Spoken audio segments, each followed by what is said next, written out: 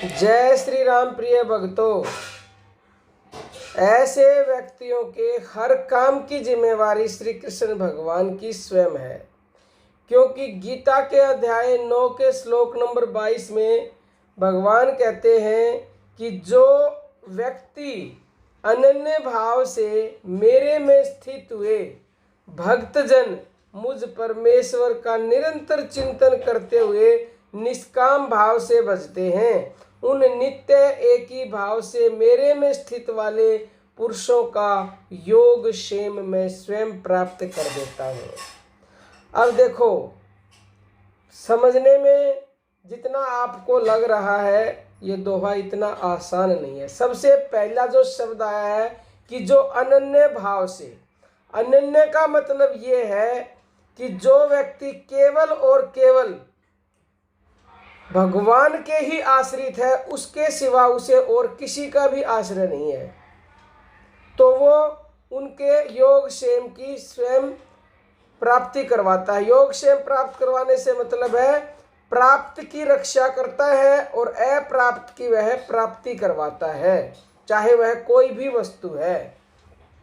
और अनन्य भाव के आगे लिखा है कि मुझ परमेश्वर का निरंतर चिंतन करते हो और निष्काम भाव से।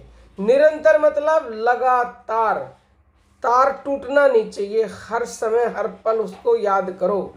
और निष्काम भाव मतलब बिना फल की इच्छा किए हुए जो व्यक्ति भगवान श्री कृष्ण का या जिसको भी आप मानते हो उसको निरंतरता से जपते हो, उसको याद करते हो, तो वो है अवश्य ही आपके हर काम का जिम्मा लेता है।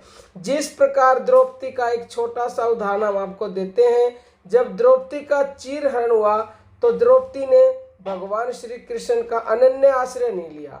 जब तक उन्होंने अनन्य आश्रय नहीं लिया, अनन्य शरण नहीं हुई, तब तक मदद नहीं की। पहले उन्होंने सोचा कि ये जो मेरे दादा हैं, परदादा हैं, ताऊ हैं, ये सब ऋषि मुनि हैं, ये सब मेरी मदद करेंगे। उनसे भी कोई मदद नहीं मिली। अपने पतियों का आश्रय लिया, उनसे भी कोई मदद नहीं मिली।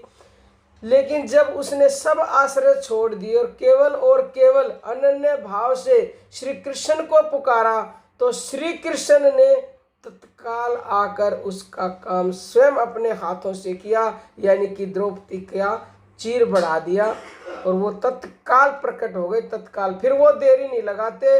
लेकिन कमी हम में है कि हम पहले दूसरों का इंतजार करते हैं, दूसरों की शरण होते हैं।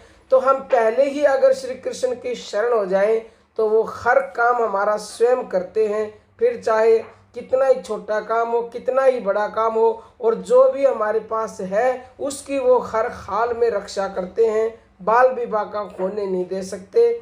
और अगर आपका कोई प्रश्न है तो कमेंट कीजिएगा। अब हम अपनी वाणी को विराम देते हैं। जय श्री राम प्रिय भक्तों।